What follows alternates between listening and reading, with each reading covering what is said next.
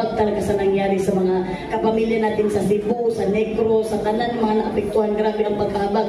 Mula pa ng lindol hanggang ngayon na may bagyo. So lahat talaga tayo nahabag. All we can say naman, tayo naman lahat, hindi na naman ako, kaya ako naman may microphone, diba? Is to pray. Prayer talaga. We will send our prayers talaga sa 2366. Grabe naman. We will send our prayers sa kanila na mga naapektuhan nga. Malagpasan nila ni nga na sila'y courage nga harapin ang Christmas. Kasi sino ba makaharap sa Christmas? Sabi yun ang pinagdaanan mo, di ba? But then again, prayers can move mountains. So wala tayong ibang mabigay talaga kundi prayers talaga. Kasi hanggang ngayon nalungkot pa rin ako, nalungkot pa rin tayong lahat sa nangyari sa kanilang lahat. So, keep praying pa rin sa kanila at keep praying pa rin sa bansa natin na wala na sarang pumasok na mga lindol, mga bagyo. Kasi talagang yun lang